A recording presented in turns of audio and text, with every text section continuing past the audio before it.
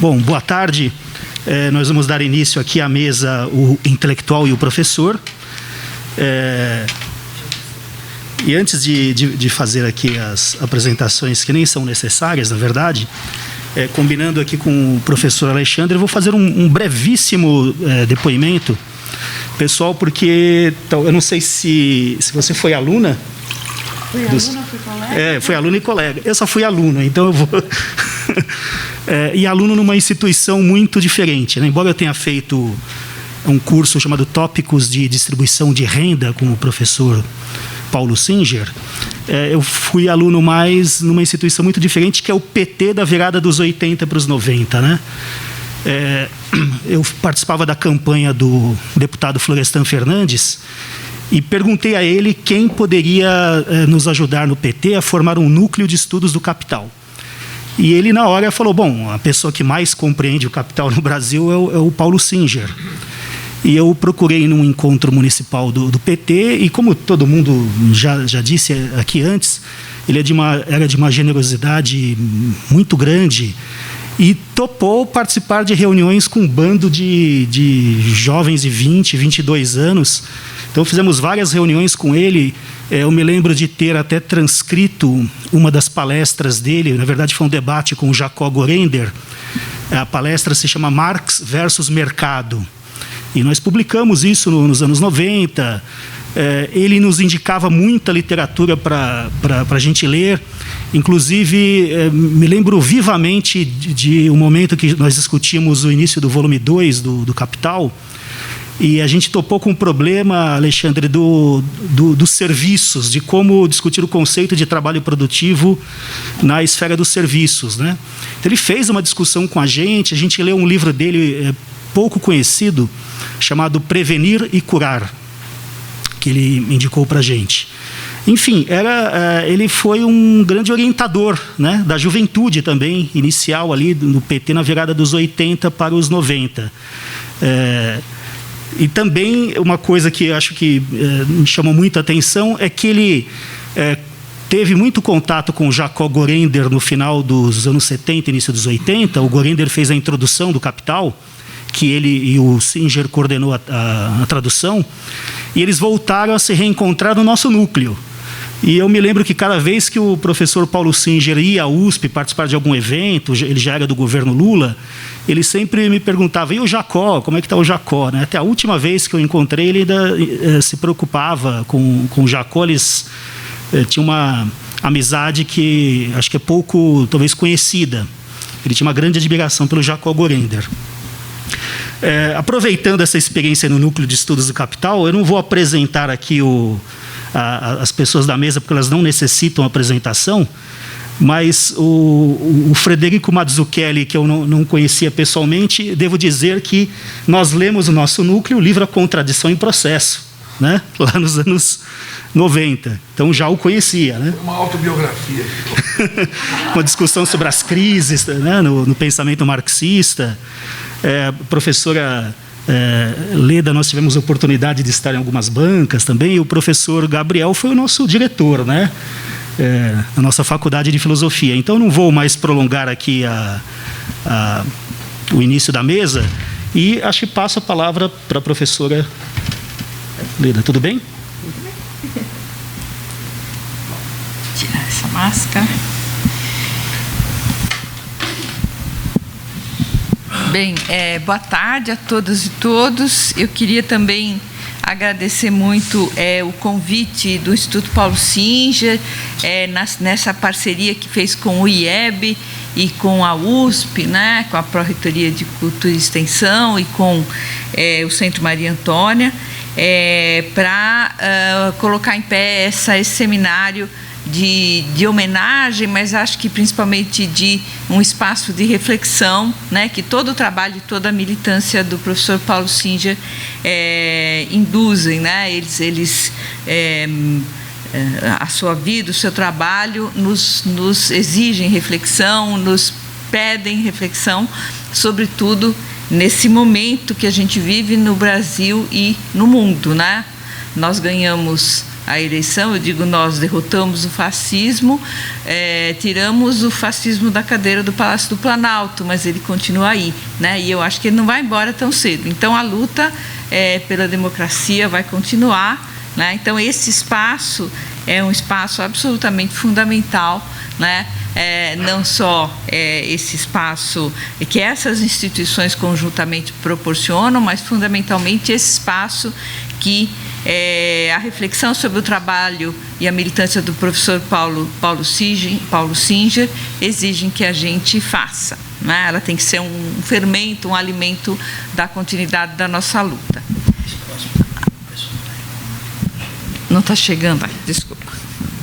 Bom, então, essa mesa é uma mesa sobre o professor Singer como intelectual e militante, né? Eu vou, então, na realidade, falar um pouco da relação que eu tive com o professor Paulo Singer em vários momentos diferentes da minha vida e como isso, de alguma maneira, passou por por todas as atividades distintas que o professor Paulo Singer desenvolveu ao longo da sua vida, mas fundamentalmente como intelectual, mas eu diria não só um intelectual da Torre de Marfim, né, mas um intelectual engajado e um intelectual militante. Bom, quando eu entrei na FEA, em 73, o nome do Paulo Singer já era muito conhecido, muito falado, né?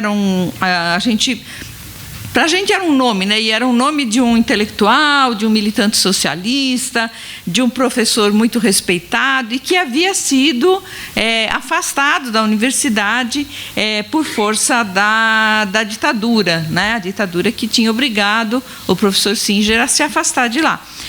Então, esse nome representava para a gente o símbolo de uma resistência, né? De uma determinação daqueles que continuariam lutando para que o arbítrio não substituísse, né, um mundo pautado pela razão, pelo respeito humano, né?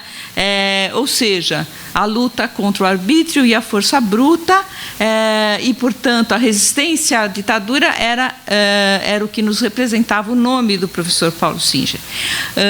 Nós éramos todos jovens, todos contra a ditadura militar, a grande maioria, tinha uns poucos que não, mas a grande maioria contra a ditadura, né? Então, o nome Paulo Singer, que a gente não conhecia pessoalmente, tinha esta simbologia para nós. Em 76, quando foi da nossa formatura, a gente quis que o professor Paulo Singer fosse o nosso paraninfo, não é? Bom, esse desejo de jovens estudantes causou um tumulto na faculdade, porque não quiseram e disse que não podia e etc. E tal. Finalmente, a gente ia fazer de qualquer forma, mesmo sem a direção querendo, mas acabou que foi proibido, né? Então, foi proibida, 76, foi proibida uma cerimônia em que o professor Paulo Singer constasse como paraninfo. Bom, acabou que então a turma toda decidiu que então não haveria cerimônia alguma, e não teve, simplesmente não teve formatura, uma cerimônia assim, né, de formatura da nossa turma em 76. Quer dizer, esses primeiros episódios que eu estou contando, assim, tudo para dizer, olha, para mim, Paulo Singer era um nome que foi me representando determinadas coisas, e depois, quando eu entrei em contato com ele, por força do caminho profissional que eu acabei tomando, tudo aquilo que eu pensava sobre ele foi se confirmando, né? Um pouco essa é a ideia aqui da minha fala para vocês. Bom, nesse mesmo ano de 76, eu tinha entrado em contato com o trabalho intelectual do professor Paulo Singer por meio de um livro que o SEBRAP tinha elaborado, né, por força de uma demanda da Comissão de Justiça e Paz, que era para discutir a condição de vida das populações nas periferias de São Paulo, né? Então, foi lançado um livro chamado São Paulo, 1975, Crescimento e Pobreza. E isso foi, assim, como é que se diz, um grande achado para nós todos, porque boa parte de nós que se insurgia contra a ditadura, se insurgia também contra a política econômica e dos governos militares, e julgava que esse crescimento do qual tanto se falava era um crescimento que, para a grande maioria da população, não representava uma qualidade de vida melhor, né, uma situação melhor. Portanto, não representava redução de pobreza e de desigualdade. Mas o que a gente tinha na mão? Nada. Né? Era só uma percepção, era uma desconfiança, né, de que... E aí chega esse livro, foi um bálsamo, assim, né? O livro foi super discutido, os alunos todos discutiam pelos cantos, etc. Eu estava no último ano da faculdade, né? A tese que vigorava naquele tempo era a tese delfiniana, que precisava esperar o bolo crescer para depois dividir, né? E então o livro foi assim, sopa no mel, né? Como dizem os jovens, né? Então foi muito bom. E esse livro foi elaborado por uma equipe de, enfim, grandes nomes do SEBRAP, né? Dentre eles o Cândido Procópio, o Fernando Henrique Cardoso, e estava lá, claro, Paulo Singer, né? Então, esse primeiro contato, digamos, com um trabalho intelectual do professor Paulo Singer foi através deste livro, né?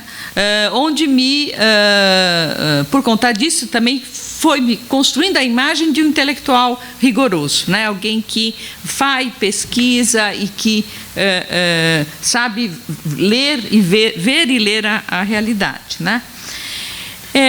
Alguns anos mais tarde, aí é um ano que eu entrei na pós-graduação, eu deparei com o nome do Paulo Singer como coordenador da equipe que traduziu o Capital para a Abril Cultural, né? Era uma equipe de nomes muito também reconhecidos e tal, era acho que uns 3 ou 4, não me lembro agora exatamente, tradutores, todos com muito currículo, muita tarimba, mas coordenados pelo professor Paulo Singer. Então, aquilo foi assim, eu aguardei, né, os volumes, foram cinco volumes, porque o primeiro volume foi dividido em 2, depois o segundo volume saiu sozinho, que é o menorzinho, e o terceiro, de novo, dividido em 2. Então, parecia aqueles meninos que ficavam aguardando o pacote de figurinha, né, na banca, para preencher os álbuns na época de Copa do Mundo, e eu ficava lá, aí quando será que vai sair o próximo? Quando será que vai sair o próximo, né? E foi uma coincidência, até o Mazzucchelli está aqui, né? Porque a minha relação com o marxismo e o Capital não foi da época de graduação. Nós não lemos o Capital, a não ser muito pouca coisa, escondido no centro acadêmico, um papel, com um livro encapado com papel pardo, porque era proibido, né? Então, eu não tinha leitura do Capital. E ler o Capital sozinha, todo mundo dizia, desista, assim, nem tente, porque não dá e tal, né? Mas assim que os livros começaram a chegar, o primeiro chegou em 83, justo o meu ano de entrada na pós-graduação, eu comecei a ler, né? E é um texto muito fluido, o texto final é belíssimo, o texto daquela tradução. Eu não sabia naquelas alturas que eu ia virar professora de economia política e ensinar o Capital como eu ensino até hoje, mas e até hoje uso essa tradução. Saiu uma outra agora da Boitempo, também é muito boa, etc., mas eu me acostumei com aquele estilo que eu acho que tem muito do Paulo Singer ali na construção, né, daquela tradução. E foi interessante porque no segundo ano da pós eu tive aula com o professor Mazzucchelli, justamente em Teoria do Valor, né, que me ajudou muitíssimo a encaminhar as minhas leituras de Marx junto com essa primorosa tradução que o Paulo coordenou. Mas até então não conhecia o professor Paulo Singer pessoalmente, não tinha tido nenhum contato com ele. Mas, em função de tudo isso, para mim, o nome dele representava disposição de luta, espírito democrático e respeito pela docência e rigor intelectual. Tudo isso, para mim, representava o nome dele. Eu fui conhecê-lo pessoalmente, justamente como aluna da pós, em 85, eu acabei passando direto do mestrado para o doutorado, e em 85, eu já estava no doutorado, soube que ele ia dar um curso de tópicos de distribuição de renda. Então, Então, fui correndo lá, me inscrevi. E aquele ano foi o ano em que se lançou o Plano Austral na Argentina, né? Havia toda aquela discussão na América Latina, a discussão econômica, Fred aqui, Gabriel, Lincoln acho que era muito novinho nessa época, mas Fred e Gabriel certamente iam de lembrar que toda a discussão econômica naqueles anos era absolutamente pautada pela questão da inflação. E dívida externa que estava colada, né? Porque uma coisa era decorrendo da outra, enfim. Mas, fundamentalmente, o que fazer com aquela inflação? Já havia os diagnósticos de inflação inercial, mas daí o que é que faz com isso, e etc. Né? E aí é lançado na Argentina o Plano Austral, muito influenciado por ideias discutidas no Brasil, né, sobre inflação inercial. E aí a gente queria muito discutir isso num curso, mas vamos pedir para quem? Vamos pedir para o Paulo. E vamos pedir para o Paulo Singer. Aí fomos lá, um grupinho de uns 3 ou 4, conversar com o Paulo Singer. Professor, será que o senhor não mudava o último, era um mês inteiro, o último mês do seu programa de curso, para a gente poder discutir o Plano Austral, que já tinha uma literatura, né, que ia se avolumando a respeito disso. E ele foi absolutamente, como é que se diz, acolheu calorosamente a nossa demanda. Não, claro, vamos discutir isso e tal. Então, quem quer discutir qual texto e tal? Então, ele nos recepcionou, né? O que demonstra a generosidade intelectual dele. Sempre foi uma pessoa muito generosa, muito firme, eu diria. Eu discuti várias vezes com o professor Paulo Singer, pedaços do Capital e etc. E ele era muito firme nas posições dele, mas ele era absolutamente generoso e absolutamente democrático. Ouvia, né? Ele ouvia e depois defendia as posições dele quando ele não se sentia convencido. Mas isso foi assim para a gente, né? Foi uma a gente nem acreditou quando ele falou. A gente conhecia ele de nome, sabia, né? A postura dele em sala estava denunciando, né, no bom sentido de que ele sim acolheria, mas a gente foi receoso, porque, né, não sabíamos qual seria o resultado. E ele falou, não, vamos fazer, e nós ficamos maravilhados. Então, eu digo que essa experiência, para mim, me fez pensar que o espírito democrático do professor Singer era absolutamente concreto. Ele o vivia e o praticava. Ele era uma pessoa democrática, né? Bom, depois eu convivi com ele no SEBRAP, né? Eu fiz um programa de formação de quadros lá no SEBRAP, no período de 86 a 88, que constava do seguinte: eram alguns alunos de diferentes áreas das ciências humanas, uns 6 ou 7 alunos, e a gente lia trabalhos clássicos, né, com a coordenação de professores do SEBRAP. E foi sob a coordenação do Paulo Singer que a gente leu Smith, Ricardo, Marx, né, não tudo, claro, mas os capítulos que ele nos orientava a ler. E nesses seminários, né, a gente era muito prepotente, né? Jovem é prepotente, né? Sempre acha que não e tal, né? E a gente discutia tudo, e ele sempre muito sereno, né? Muito paciente, mas muito firme nas posições dele, mas fundamentalmente demonstrando assim um enorme prazer naquilo que ele fazia, né? De formar pessoas, de ensinar, né? Então, quando eu vi até o título dessa sessão, eu falei assim, bom, o militante, o intelectual para mim é professor, né? Eu acho que o militante e o professor estão tão juntamente colados, né? Estão tão colados na personalidade do Paulo, que eu acho que ele não imaginava a docência sem a militância e tampouco a militância sem a docência, sem a formação de pessoas, né? Bom, então, para mim, né, quer dizer, essa vocação para a docência do Paulo, né, essa vocação para a docência e o ensino, era tão presente quanto o seu espírito democrático. Bom, 10 anos depois, o Paulo escreve, já na sua advocacia e defesa absoluta da questão da economia solidária, ele escreve um livro para a coleção Zero à Esquerda que se chama Uma Utopia Militante, né? Uma coleção coordenada pelo professor Paulo Arantes. E aí, quando ele estava no processo de escritura desse livro, de elaboração, de redação desse livro, ele nos convidou, nós eu já digo quem é, mas éramos um grupo que fazíamos uma revista de esquerda chamada Praga. Chamava Praga Estudos Marxistas. Esse grupo era constituído por André Singer, Fernando Haddad, eu, professora Iná Camargo Costa, professora Isabel Loureiro, tem mais o professor Ricardo Mussi, mais alguém que eu posso estar me esquecendo, enfim, mas eram basicamente essas pessoas que fazíamos essa revista. E o professor gostava muito da revista, nos convidou a todos para discutir com a gente o livro que ele estava escrevendo sobre economia solidária. Nos passou o rascunho e nós lemos, e eu saí da primeira, ele queria umas 3 ou 4 reuniões que a gente fez com ele, lá no CEDEM, lá no centro da cidade, ligado ao Unesp, né? Um espaço lá do centro da cidade. E ele, eu saí dessa primeira reunião com ele sobre isso, achando que ele ia nos dispensar completamente. Porque ele foi tão criticado, coitado do Paulo, a gente falou tão mal de tudo que ele estava falando, fez tanta crítica de todos os tipos, de todos os jeitos, que eu falei, nossa, acho que... Quem manda chamar? Né? Pois é, né? Mas aí a gente depois, né, quando você fica mais velho, fica pensando, mas que bando de gente também, né? Sem consideração com o professor. Mas ele era, assim, como disse, absolutamente democrático. Ele quis todas as reuniões, e não só. Eu quase caí de costa quando saiu o livro e ele agradece na primeira página do livro a todos nós.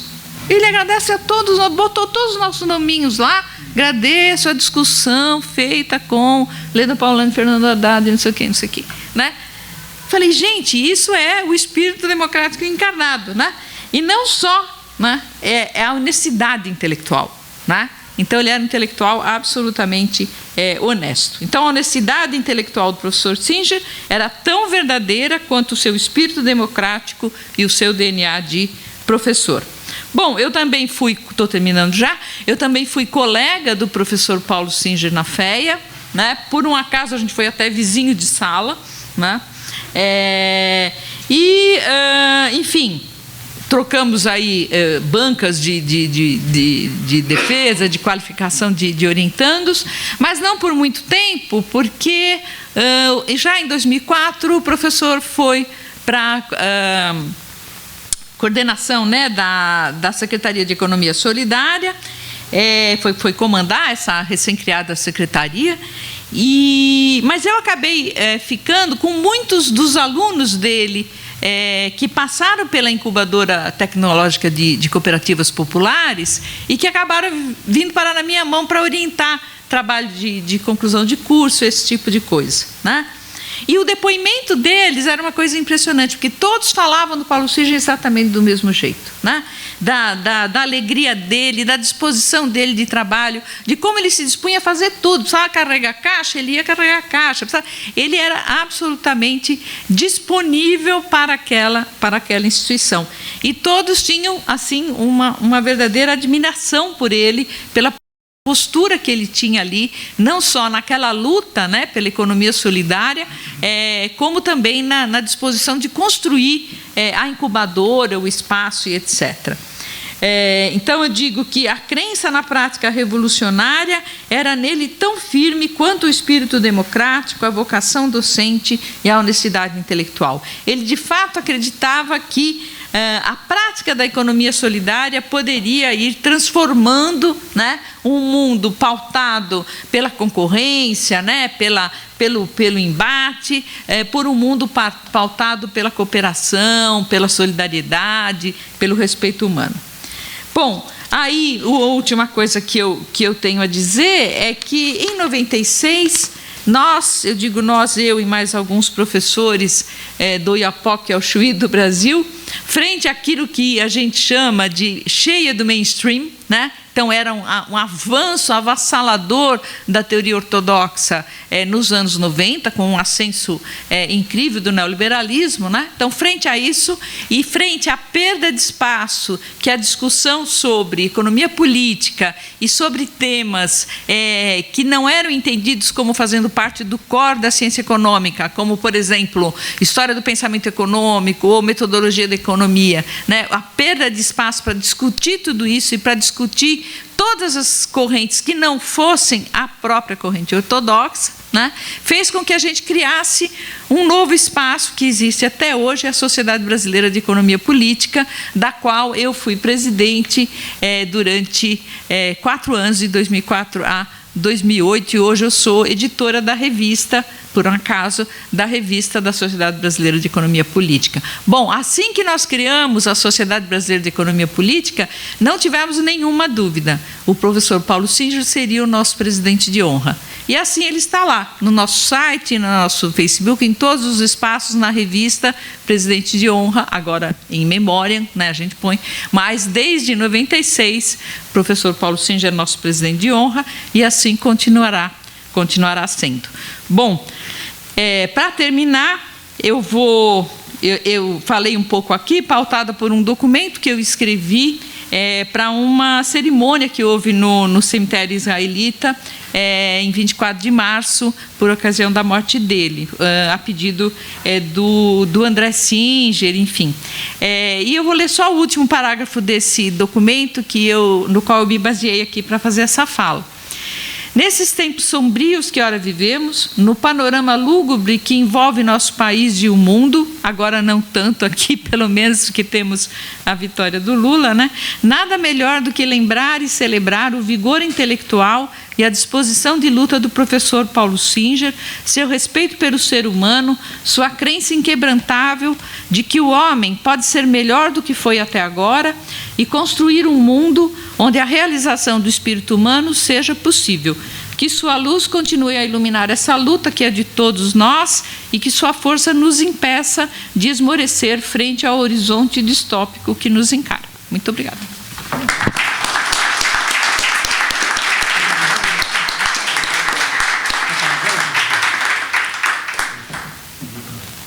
Gabriel, falasse o F antes do G mesmo, não é? Falou que o F é antes do G.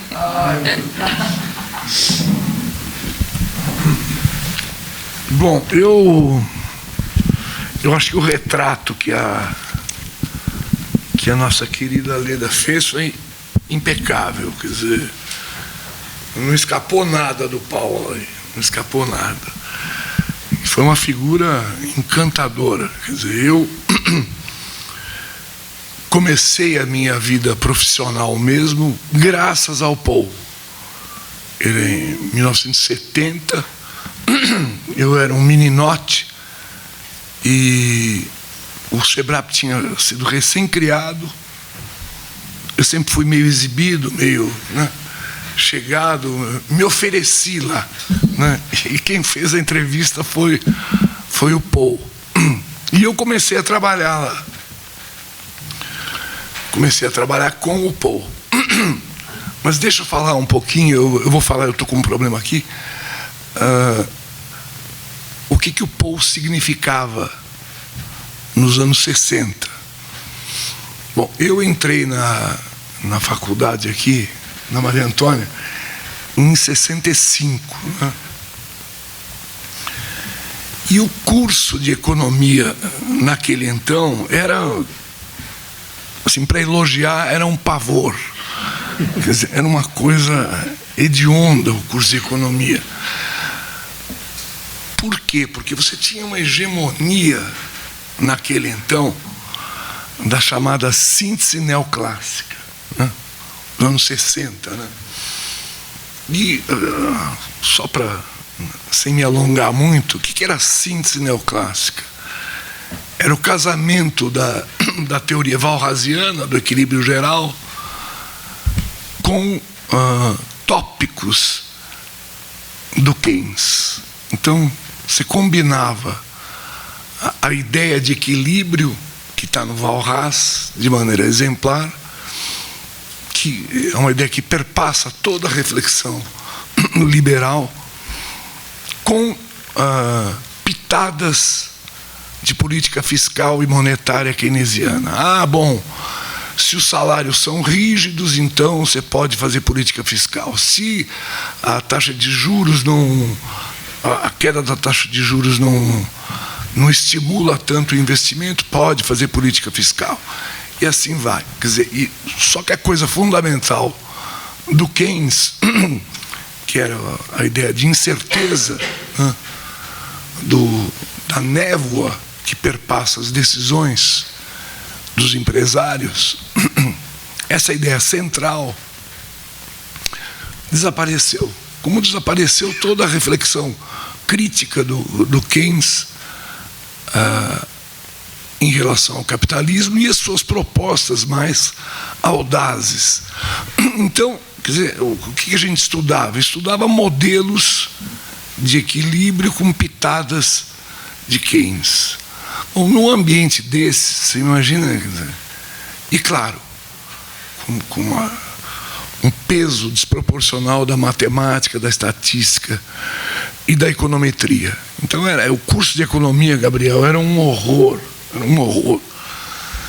E no meio disso surge um sujeito chamado Paul Singer. Pô, de onde veio esse ET? De onde veio o ET? E se você vê bem, eu reexaminei, trabalhei com o Paul, mas você reexaminando a obra dele, pegue os livros propedêuticos, esse Aprender a Economia, e o curso que ele deu do Teatro de Arena em 68. O que tem lá? Você tem uma profusão de conhecimento, quer dizer, impressionante. Tem lá o Marx, tem lá o Keynes, tem lá o Schumpeter, tem lá o Marshall, tem lá o Hilferding, né? E tem a história. Quer dizer, o que se pede minimamente de um economista? É que ele consiga combinar a teoria e a história em prol da humanidade. É isso, né? E tudo isso já estava no Paul. O Paul era, portanto, ele era uma figura raríssima, né? Raríssima.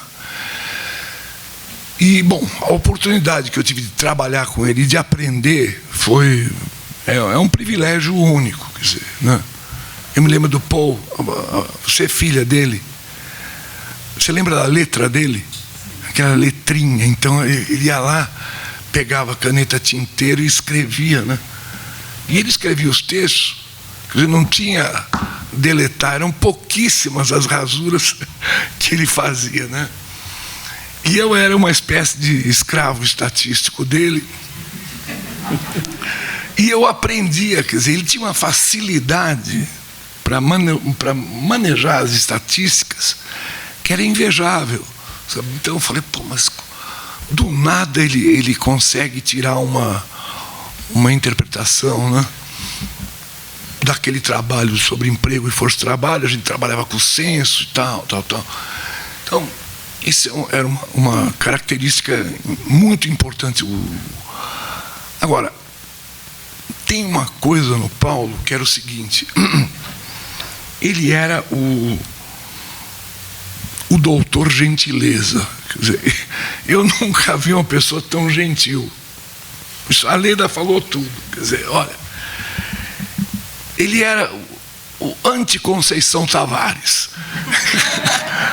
Ele era o contrário. Elevado a menos um.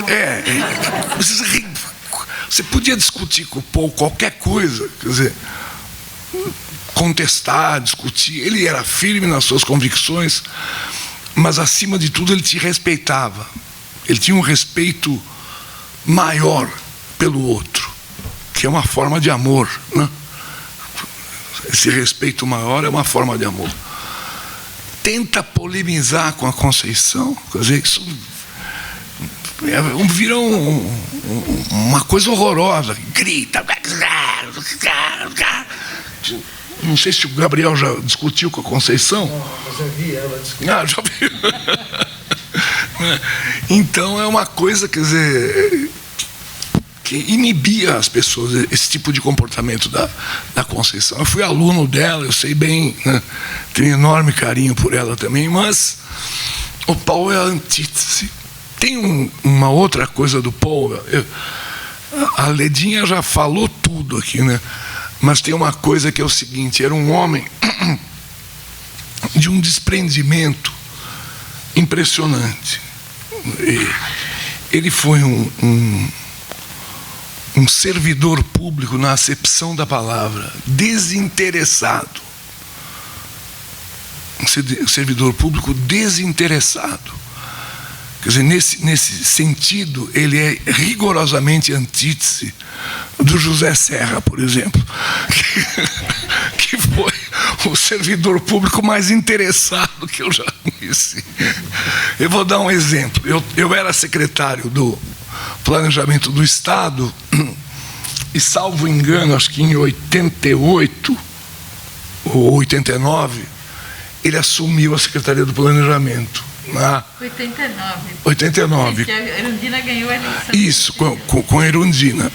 Pois bem, aí o Paul me liga, eu que tinha sido subordinado a ele e tal, mas isso, a gente se gostava muito. Ele me liga: ô Fred, é o seguinte, eu estou assumindo a Secretaria do Planejamento. Eu falei: claro, estou super contente, eu era secretário do Planejamento aqui. E, geralmente, o poder que um secretário do Planejamento tem é o orçamento, é o controle do orçamento, que te dá chance de, digamos, equacionar as demandas. Você deve fazer isso, equacionar as demandas, estabelecer as prioridades, acompanhar a evolução das coisas e tudo mais. Aí eu falei: pô, você está com um orçamento? Ele falou: não, Fred, acho que não me interessa isso. Eu falei: ué, não. Eu quero participar do planejamento, não do orçamento. Eu não quero ficar regulando, né, fazendo com que todos venham comer na minha mão. Eu falei: mas esse homem realmente é único, né? Porque você imagina falar isso para o Serra. Falou: Serra, você não vai ter o orçamento. Então isso era o Paul. O Paul era isso, quer dizer, um homem desinteressado, quer dizer, ele não tinha apetite pelo poder, zero apetite. O apetite que ele tinha era por uma sociedade mais justa e solidária, né? E isso em meio a um respeito, a uma lianeza no trato das pessoas que é inigualável. Eu acho o seguinte, eu sempre acho que eu sou um dos caras mais sortudos que eu já conheci, né?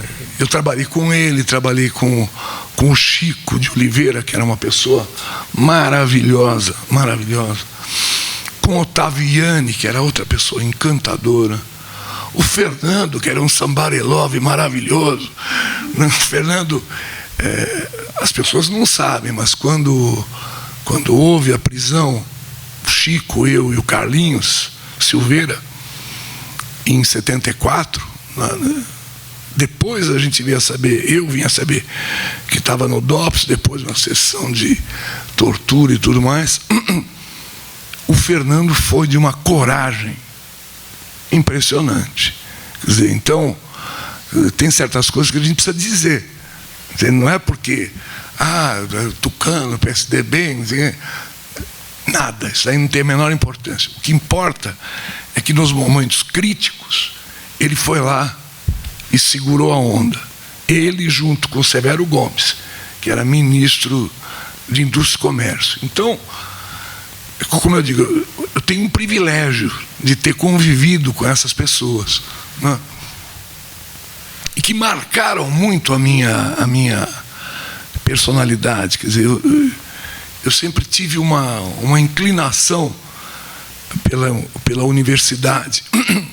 Meu tio que criou o Instituto de Química da USP, que era um cientista, o Simão Matias. Não sei se você conheceu? E o tio Simão era uma figura, né? Uma figura, né? Então, convivia com o tio Simão, convivia com o Dr. Sérgio Buarque, porque eu tocava violão com as filhas dele. A gente tinha uma banda. E aí começa a trabalhar, vai trabalhar com o Paul, com o Chico, com o Ottaviani, com o Fernando, o Lúcio Kovarik, que é uma flor de pessoa também. Eu não vi muito o Gabriel lá, mas aparecia. Não tá. Eu me lembro de ler o texto dele no Brasil em Perspectiva, no livro, e anotava. Né? Eu acho o seguinte, quer dizer, só para... O Paul era uma pessoa que merecia mais enquanto vivo, merecia mais reconhecimento, merecia mais, digamos, participação conjunta, tanto ele quanto o Chico, eu acho. Eu não sei se é o problema dele ter trabalhado na USP, mas a USP também é plural. Hoje é plural, mas talvez lá atrás não era. Então a sensação que eu tenho dele e do Chico, que eram pessoas geniais que ficavam muito isoladas, entende? Isso não acontecia com o Fernando, com o Ottaviani, que somavam aqui na Faculdade de Filosofia, com o pessoal da Unicamp, que junta todo mundo lá, entende? Então, eu fico muito feliz que o Paul seja hoje relembrado, sabe, que no devido lugar. Eu acho que o Paul está hoje no devido lugar. Quer dizer, eu me lembro, por exemplo, o cara que seria tinha um rapaz, um encantador, que era o Pedro Calil Pades, não sei se você conheceu, que faleceu novinho. Ele fumava 3 maços de cigarro por dia, na sala com o Paul. Então era uma louquice, ficava na mesma sala. O Calil era um sujeito que poderia, sabe, junto com o Paul, fazer coisas. Outra pessoa era o Paulo Sandrone. Não sei, alguém sabe? O Paulo era um cara maravilhoso, que era muito ligado ao Paul, e que inclusive, quer dizer, sabe, difundia o conhecimento marxista, quer dizer, então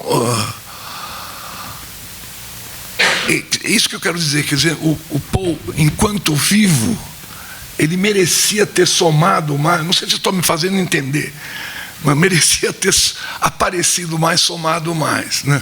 E hoje eu fico muito feliz em saber isso. Bom, é isso. Quer dizer, é isso. O Paul, na verdade, para mim sempre foi, sempre será um exemplo de gentileza. Eu tenho o meu doutorado, que o Lincoln fez referência aqui, gentilmente. Seguramente tem coisas lá que o Paul não concordaria, mas, como se diz em italiano, que se ne frega.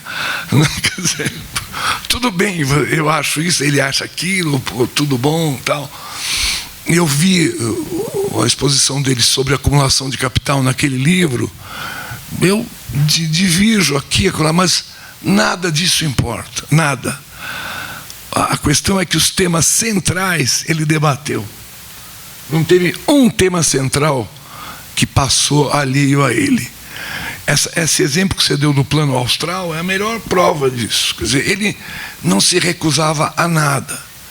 Então, o Paul está presente na economia, na economia política, na teoria econômica, está presente na história, na análise de conjunturas históricas, está presente na análise do milagre brasileiro, da crítica do milagre brasileiro, está presente nos estudos sobre urbanização, sobre força de trabalho, sobre economia solidária. Quer dizer, o cara, dá licença, quer dizer, ele estava, a envergadura é muito grande, né? E o que eu posso dizer? Que eu sou um privilegiado de ter convivido com ele. Muito obrigado.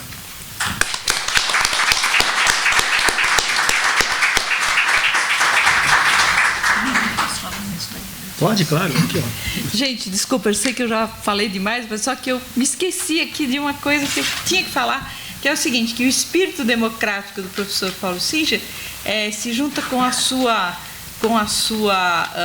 seu DNA para a docência nos livros didáticos que ele escreveu. Fantástico. Né? Aquele livro, 10 lições de economia política, acho que é esse o nome. O outro, Para Aprender Economia, Eu vou contar só um episódio. Um dos primeiros lugares que eu dei aula na minha vida foi no curso de comunicações da Unip, a universidade, que era Objetivo, né? A Universidade do Objetivo aí.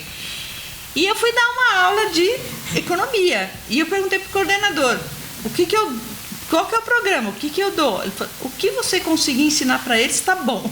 Essa foi a resposta do coordenador. Eu peguei o livrinho do professor Paulo Singer. Gente, olha, salvou a minha vida, porque aquilo era uma coisa para qualquer um entender. Não precisava o sujeito ter nenhuma iniciação anterior, nem nada disso. Então, acho que isso é evidência de um espírito democrático, porque os economistas, de modo geral, são absolutamente arrogantes e acham que eles têm o saber que os demais pobres mortais não têm, né? Esqueci de falar isso, achei que tinha que falar. Obrigada.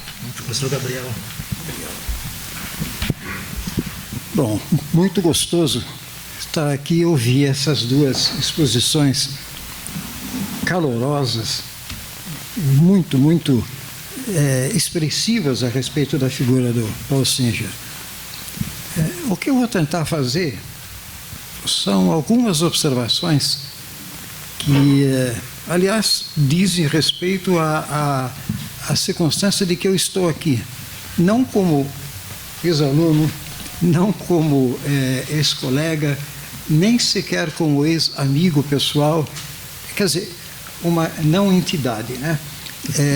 E, no entanto, eu estou inteiramente à vontade, por causa de uma coisa que eu gostaria de também salientar depois do que foi dito aqui.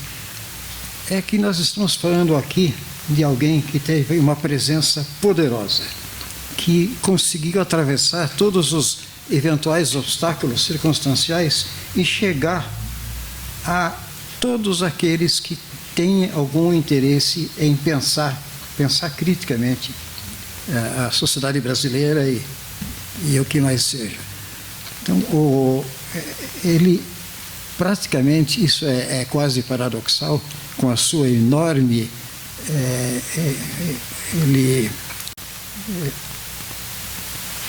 me escapa o termo agora, a sua sobriedade, digamos, muito grande, a sua discreção muito grande, ele, no entanto, tinha essa coisa que eu chamei de uma presença poderosa. Mas como é que isso funcionava? Eu me perguntei o que havia, o que se pode captar rapidamente, sem maior análise, do pensamento e da ação desse homem. Esse homem que, como eu acabei de dizer, era, como foi dito aqui, com muita razão, era discreto, extremamente generoso, tinha essa expressão deliciosa que se vê aí na fotografia, né? De uma espécie de tio bonachão, mas cuidado, né? Cuidado, porque ele era muito severo em relação a si e sabia ser severo em relação a outros. Ele não fazia nenhuma concessão quando se tratava de entender o mundo. Eu próprio, uma ocasião, fui vítima dessa coisa. E conto por uma razão que eu direi em seguida. Uma ocasião, o Ottaviani resolveu montar lá um grupinho para fazer um livro que saiu depois, em 65. O livro foi feito em 63, com o título de Política e Revolução Social no Brasil. Estava lá o Paulo Singer. Estava o Verfort, porque eu saiba, o primeiro texto que o Verfort redigiu sobre a coisa do populismo está naquele livro. Então, discutia-se os textos e o Paulo me deu uma ralada monumental, né? Escuta, muito bem, você quer falar não sei do que das esquerdas, mas não está bem documentado isso. Que história? Você fala de industrialização, não tem uma tabelinha, não tem nada, né? Fui reduzido a pó. Não, de maneira muito fraterna, mas reduzido a pó. O que me embarcou porque mostrava como ele não fazia nenhum tipo de concessão. Nada. Eu vou ser gentil com esse moleque. Não. vou dizer a ele que é insuficiente o que ele fez. Mas o que me fascina em trazer além dessa lembrança pouco honrosa do passado, o que me motiva mais para trazer à memória esse livro, que é o título. Política e Revolução Social no Brasil. Ora, isso... Audacioso, mas Paulo estava à vontade nisso. Esse título, muito característico, é do Yanni, do mestre, do grande professor Yanni, que era um grande titulador. Então ele foi por aí. Mas ele pegou por um lado que não era comum nos anos 60. Esse livro era da primeira metade dos anos 60. Revolução social. A revolução estava na ordem do dia, né, entre o pessoal ligado aí. Mas não era tão comum falar em revolução social e associar isso à política. No entanto, isso quase que antecipava uma vertente fundamental do pensamento do Paulo e uma grande contribuição dele. Quando ele fala na revolução social, com referência à formação econômico-social mais ampla, e distingue de uma revolução estritamente política, tomada de poder, coisa dessa ordem. Quer dizer, ele quase não contrapõe, ele procura mostrar que uma é muito mais abrangente que a outra. A social não pode ser condicionada nem à política, nem à dimensão econômica. Mas o que ele faz quando ele coloca isso? Eu acho que tenho a impressão de que uma contribuição muito importante do Paulo para se assimilar e pensar a nossa realidade é que ele introduz com muita força um tema fundamental e que, curiosamente, mesmo na tradição marxista, eu tenho a impressão que não é explorada quanto se poderia, porque o próprio Marx não fez isso. A dimensão temporal. O que ele faz? Ele diz, olha, não podemos botar na mesma prato da balança a revolução social mais abrangente e, digamos, a mudança no interior da política ou da economia. Por uma razão simples. A revolução social diz respeito exatamente às diversas dimensões da formação econômico-social e isso envolve ritmos e tempos diferenciados. Então você não pode querer aplainar e uniformizar isso. Ele introduz no debate aquilo que outros mais adiante chamariam de diferentes temporalidades dos grandes processos. Isso é uma enorme contribuição, porque corta pela raiz aquela coisa de a gente reduzir isso, aquilo e tal. Não há reducionismo possível. E ele faz isso com muita propriedade o tempo todo, né? E essa é uma contribuição que, digamos, vai mais para o lado teórico, mas por trás disso está um modo de pensar que eu vou tentar sugerir com base no que, para mim, à primeira vista, parecia o caráter assim paradoxal do título Socialismo, uma utopia militante. Uma utopia militante. É preciso coragem para falar de uma utopia militante. Em geral, se espera que a utopia seja uma referência a algo, digamos, sem uma referência concreta, né? O nowhere, né? E a militância não, está ali no dia a dia. O que ele faz? Eu desconfio que ele faz sim, ao longo do seu modo de trabalhar, ao longo da sua obra, uma associação entre essas duas coisas que é extremamente interessante. Em primeiro lugar, a questão da utopia. Ele não trabalha a utopia como uma espécie de projeção indefinida no futuro de algum estado de coisas. O que ele faz é concretizar a ideia de utopia de uma maneira aparentemente muito simples. É pensar no longo prazo. é não se deter aqui, é pensar até as consequências possíveis do que está aqui acontecendo, dos processos que estão em andamento. Então não é o lugar nenhum, é aquilo que está à frente, claro que indefinido agora, mas, no entanto, amarrado no que está sendo gestado e trabalhado nesse momento. A utopia do Singer, portanto, é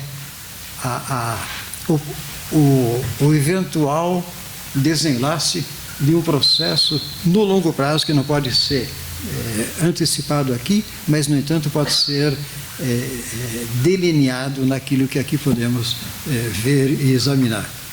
Então, a utopia, ele, de certo modo, salva por aí. E a questão da militância? Aí entra de novo essa coisa que me parece admirável no Paul Singer, que ele, de algum modo, se antecipa a questões que depois seriam poderosas, e se antecipa de maneira muito construtiva. O que alimenta a militância do Paul Singer?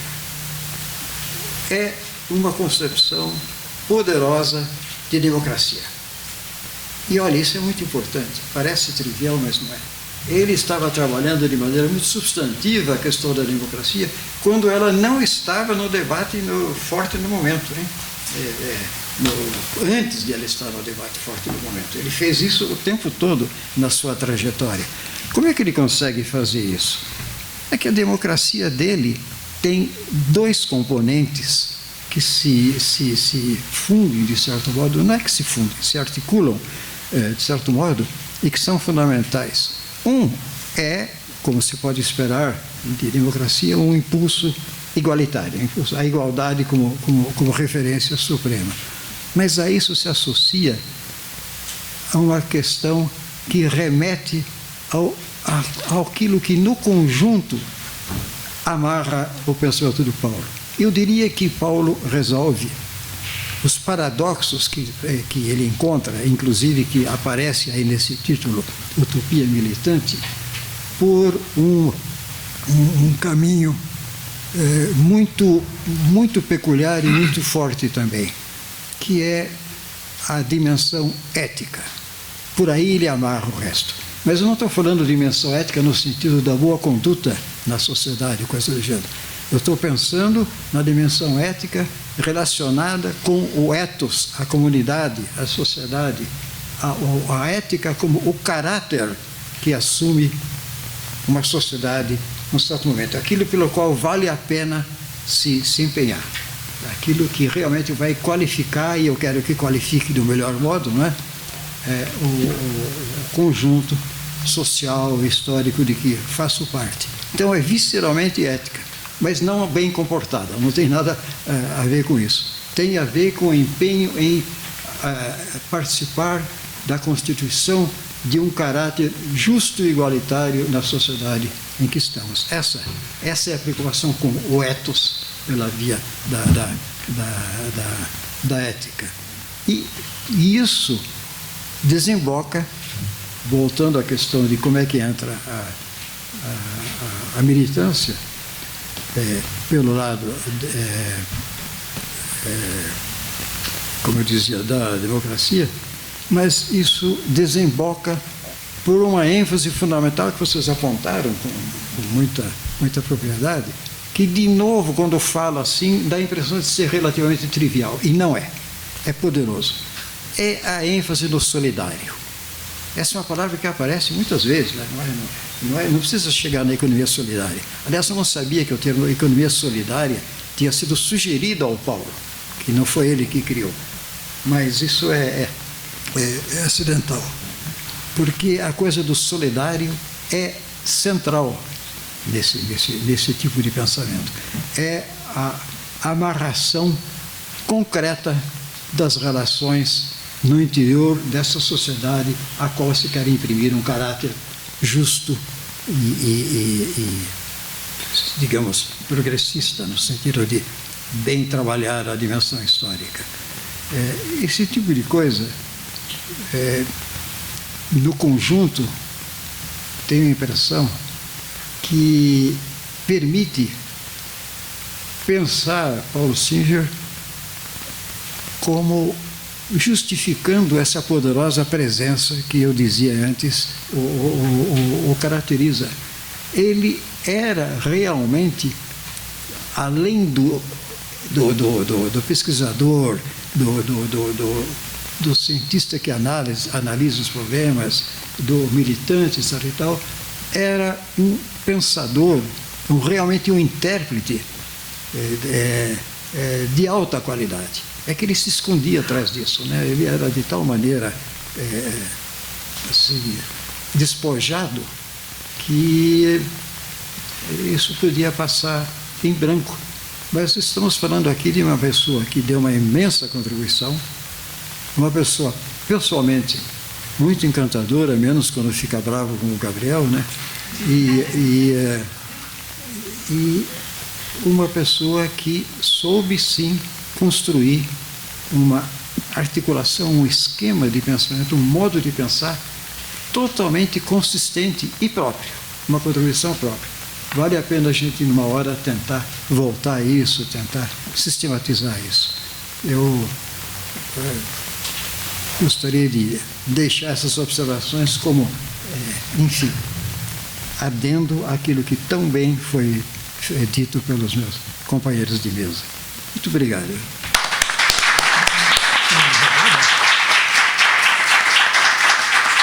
Se alguém quiser também fazer uma questão ou um depoimento, então estamos abertos. Aproveito para, enquanto vocês pensam, para fazer a propaganda de um livro. Eu sei que vários livros aí serão lançados agora, né, do professor Singer.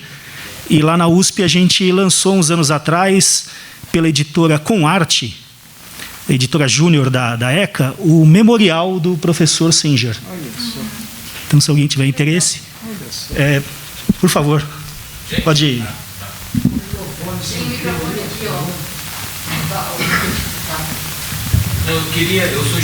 Tomei a liberdade de sugerir a professora Amélia Conte, que está aqui entre nós, claro, que é professora, teve uma trajetória de alguma maneira vinculada ao Paulo Singer, da Faculdade de Saúde Pública, onde o Paulo Singer chegou a estudar também e conviveu com ele, e eu pedi, a professora se dispôs a fazer uma breve fala para nós aqui. Amélia. Depois eu passo para... Pegou a Amélia no pulo, hein? Pegou no pulo. Então, primeiro eu queria falar que não é algo trivial voltar para o Salão Nobre, né? Quer dizer, onde a gente fez curso, etc., de vez em quando fugia pelo pátio para a economia, né, para a nova, né, que os rapazes eram mais bonitos, tá certo, do que das ciências sociais. Né? Não, ele ainda não estava no pedaço.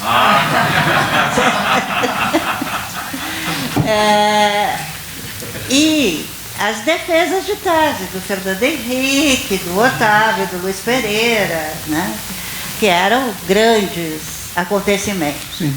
Mas o que eu queria dizer,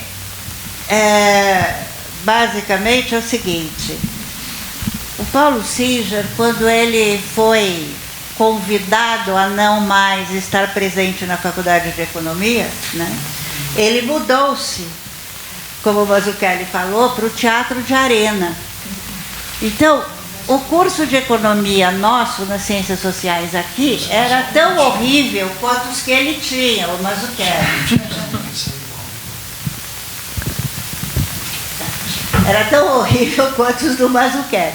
O que a gente fazia? Ele mudou-se para o Teatro de Arena e a gente ia, no fim da tarde, ter aula com ele, que foi a grande formação, que se juntou depois com os cursos da CEPAL. Não é? Que os cursos da CEPAL começaram no Chile, no Flaxo, e depois foram para a Unicamp. Isso. Né? Quer dizer, então, eu acho que isso é uma coisa interessante do compromisso dele com uma formação dos alunos com a militância, porque economia política era proibido. Ou depois foi proibido, antes não era dado porque se tinha medo e não era do pensamento dominante. No SEBRAP, provavelmente o Gabriel foi vítima das críticas do Paulo Singer, porque o SEBRAP fazia aqueles cadernos de pesquisa, tá certo? Que eram creme e preto. Creme e preto, eu ainda tenho alguns lá em casa. Que eram as pesquisas dos pesquisadores do SEBRAP que faziam seminários. E aquilo não era seminário, tá certo? A Conceição Tavares ali era brinquedo, tá certo? Então, provavelmente, eram seminários duríssimos. Não sei se o Mazzucchelli tem essa impressão. Eles eram muito rígidos, né? O Janotti era especialmente chato. Né? E foi aí que eu tive o segundo contato com o Paulo Singer, porque ele trabalhava com a Elza Bercó, a questão da demografia, etc.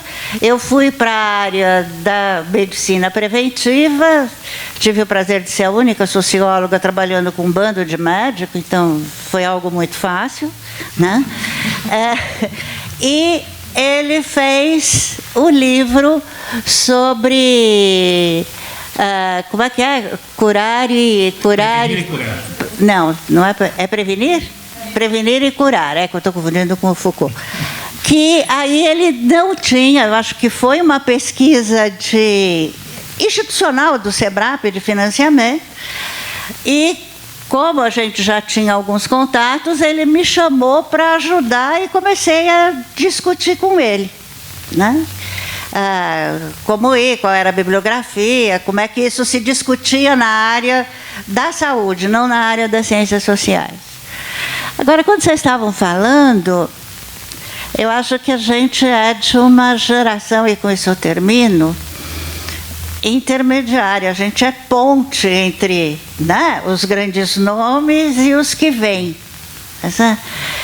E o que mais me chama a atenção no Paulo Singer, no Otávio, no Fernando Henrique, eu acho que é algo que a gente herdou porque somos felizardos.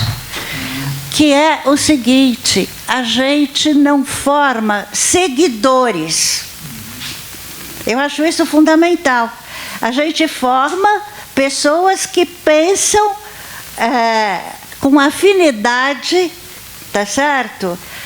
Do que a gente ensina, critica, etc.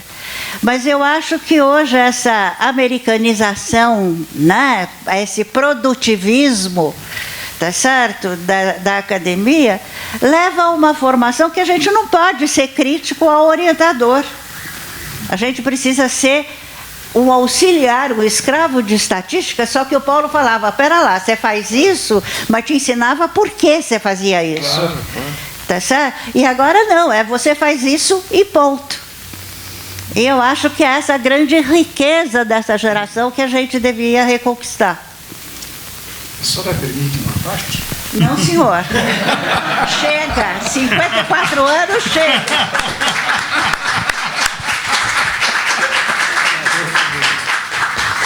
Depois terá as considerações finais? Pode, claro. Depois do Gabriel, então a gente começa. Só o professor vai fazer as suas considerações. Já fala. Desculpa, mas eu não quero te cortar, não. Não, é que eu pretendo adoraria agora fazer ouvi-lo. a exposição que eu não fiz antes. Não, estou brincando.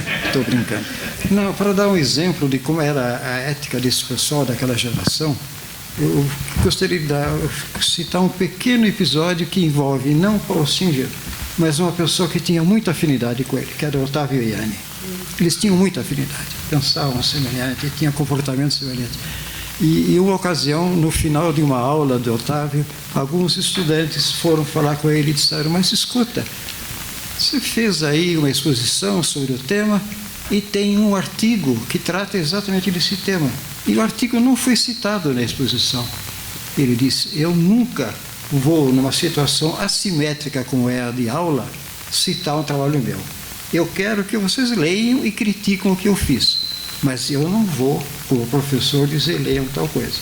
Isso é o espírito desse pessoal. Isso era Ianni, era Singer. A Amélia tem razão. Foi um privilégio passar por isso. Obrigado. Obrigado. Desculpa.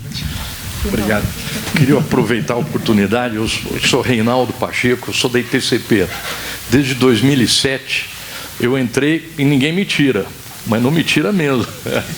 E queria fazer um contraponto ao que o professor Frederico falou, que o Singer poderia ter sido mais reconhecido. Eu acho que ele foi tremendamente reconhecido, porque eu convivi com ele de 2006 até 2018, quando ele foi embora. E acompanhei essa etapa dele em Brasília, que a gente fez centenas de reuniões, criou centenas de articulações. Ele articulou, digamos, os programas programas sociais daqueles governos. Ele fez longitudinalmente um corte na pesca, Mulheres 1000, na agricultura familiar, na saúde mental e economia solidária. Ele fez um legado assim, para não falar dos movimentos sociais que floresceram com ele, junto, né?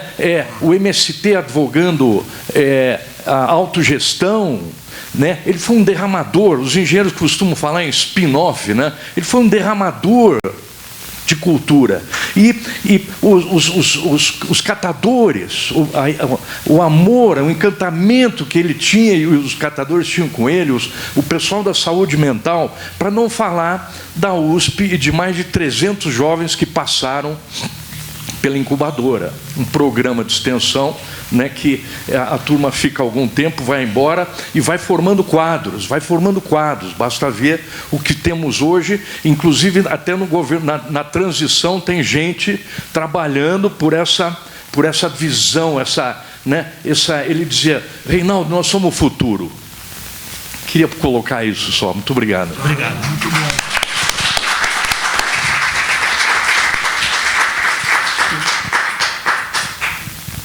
Microfone.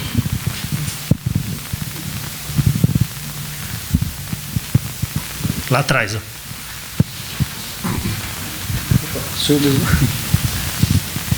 Posso falar aqui?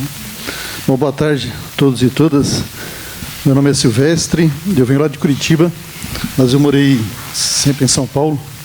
Estou morando há 1 ano e meio lá em Curitiba, mas quando eu vi a propaganda, né, do seminário do Marcos Barreto, colocou no Facebook, eu tenho que estar presente nessa atividade, porque...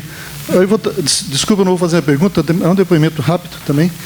Eu também sou economista, e o Paul Singer foi naturalmente a minha inspiração, mas eu fico feliz de ver a Amélia, que eu, no meu mestrado, eu estudei um livro seu sobre desenvolvimento, sobre desenvolvimento regional. Agora estou te vendo, bem feliz. E também, como disse aqui uma colega minha de Curitiba, está perguntando, e aí, como é que está o seminário? Eu falei assim, estou bebendo aqui de sabedorias de todos vocês que falaram, e pessoas que a gente estudou, né?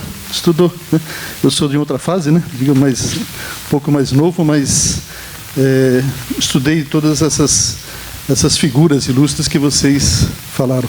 Tive a oportunidade de estudar. E o Paul Singer, são 2 coisas só que eu queria falar sobre ele. Em 95, né, na eleição municipal, ganhei a prefeitura de Caçapava, e aí eu fui convidado para estar lá na prefeitura para ajudar a escrever a Secretaria de Planejamento da cidade, né?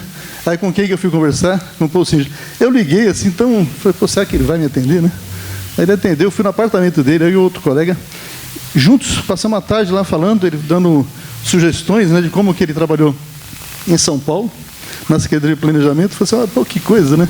Então é isso, essa bondade, essa generosidade, uma pessoa incrível, porque, enfim, a gente não tinha nenhum contato assim, né?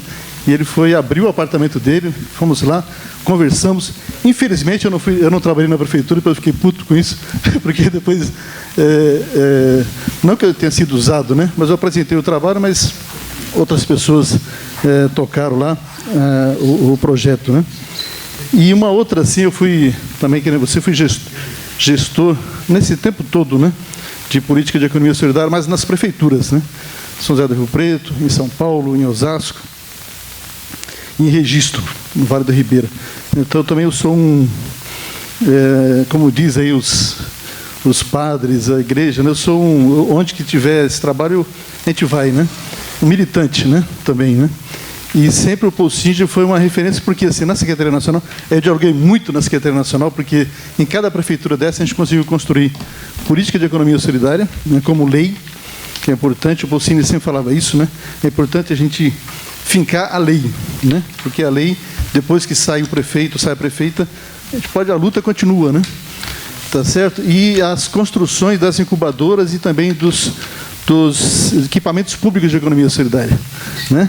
Dos financiamentos, né? Então, assim, a gente teve todo esse trabalho, né? Junto com a Secretaria Nacional. Então, eu sou uma testemunha disso, né? Porque o Paul Singer sempre atento, sempre generoso e sempre, não, eu vou na sua cidade.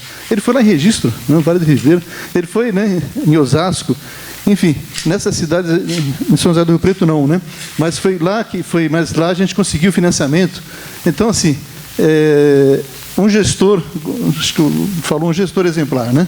Tá certo também, né? Nesse sentido de essa preocupação, né? Não só ele, a equipe dele, né?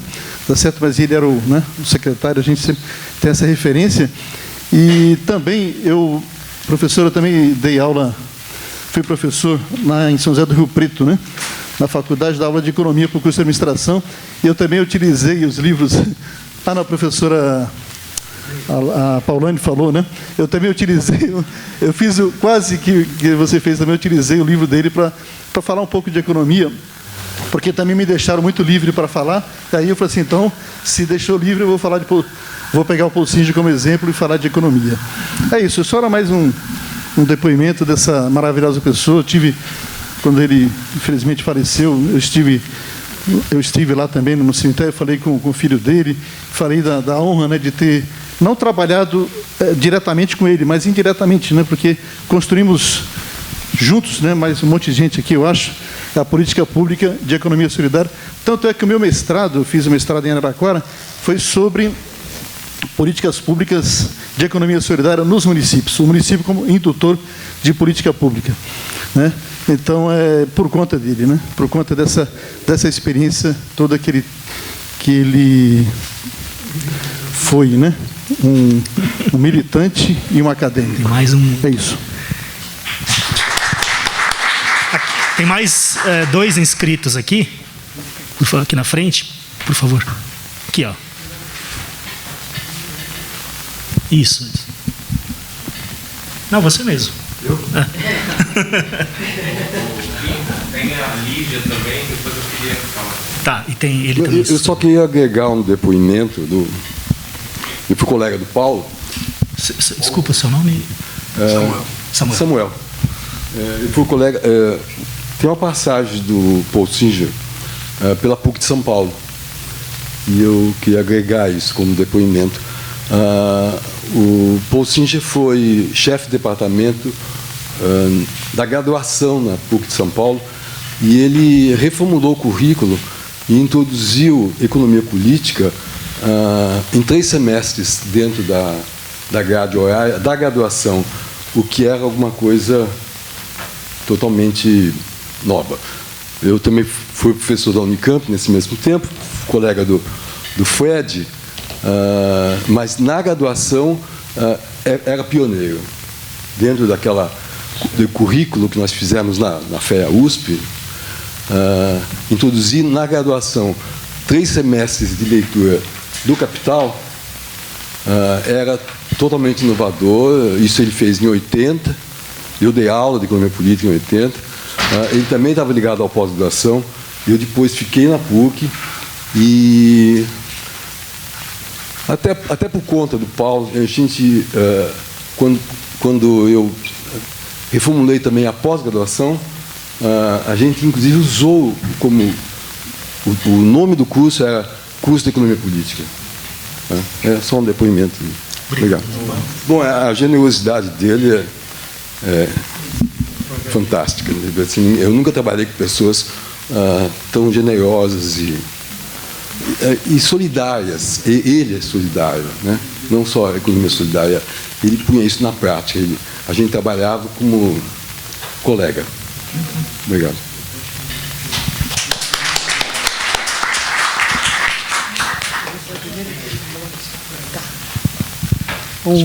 Alô? Boa tarde a todos e todas. Eu me chamo Lígia, sou economista e militante do PT. Eu me inscrevi principalmente para agradecer e parabenizar nas pessoas da Ana e do Alexandre a organização desse seminário, que é tão emocionante, né? Para mim é uma honra, que sou economista e militante do PT, como o professor Paulo. Queria cumprimentar a mesa na pessoa da professora Leda, que foi uma experiência incrível ouvir esses depoimentos.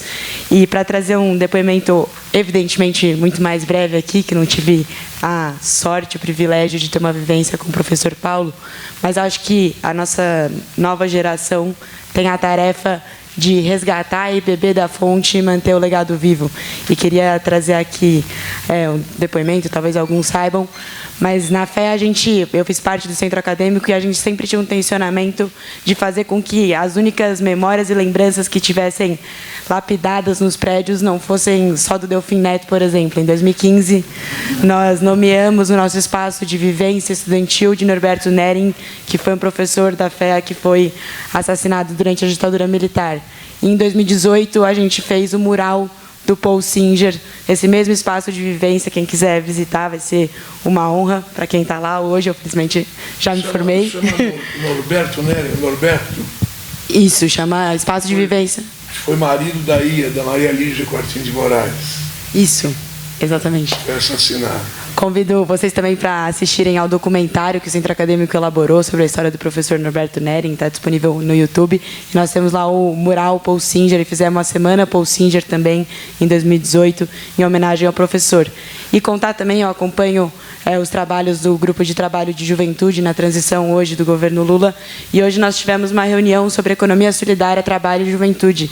E fico muito feliz e emocionado em ver essa fala que tem aqui, de falar sobre reconciliar o trabalhador com o trabalho, que esse é hoje nosso grande desafio na juventude, em pensar em mundo do trabalho, né? Como a gente consegue ter uma reconciliação no momento em que os jovens foram quem foram mais afetados pelas mudanças no mundo do trabalho que a gente teve. E fico muito feliz de ter tido de manhã essa reunião sobre debater economia solidária e juventude, e hoje participar desse seminário aqui tarde, de poder aprender tanto com essas experiências, e feliz de poder beber de tantas fontes que são tão inspiradoras e grandes mestres mesmo para nós, e poder tentar lutar para colocar um pouquinho desse legado em movimento, sempre com a experiência do passado, mas buscando também a novidade do futuro. Então, muito obrigada.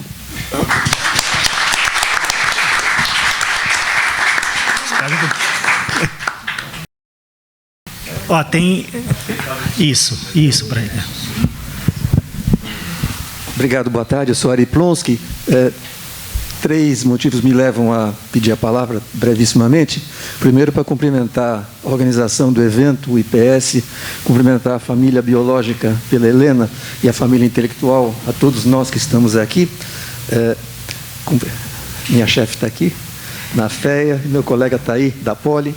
Mas eu queria pontuar algo que me parece relevante, que é a matriz vivencial e, de certa maneira, também intelectual do saudoso professor Paul Singer, e que é a sua vivência em movimento juvenil, que a gente chamaria hoje de espaço de educação não formal. Ele foi, primeiro, muito pequeno, ele foi lobinho na Congregação Brasileira Paulista, no Vanhandava, mas depois ele participou por muitos anos do movimento juvenil chamado DROR, que era o movimento juvenil judaico-sionista, realizador. Realizador significa que o trajeto natural seria ir para Israel, emigrar, fazer aliá, como se chama, e morar, trabalhar, operar em kibbutz. Ademais, movimentos juvenis à época, socialistas, sionistas, termos que não importa agora entrar em detalhe, mas termos cada um deles carregado de discussões, e, portanto, eram espaços que, quando vocês estavam comentando os seminários, a dureza e etc., os livros do Avraham Milgram, que foi colega do Paul Singer e escreve sobre aquela época, né? Um dos livros chama Encantos e Desencantos, mostra exatamente isso. Bom, foi uma mesa formidável, e também com a participação do público. Então nós vamos encerrar. Agradeço muito a presença de todos e todas, mas continua, né, a programação aqui. Às 17 horas será a vez do militante e o gestor público. Então, um intervalo e a gente continua, tá bom? Muito obrigado.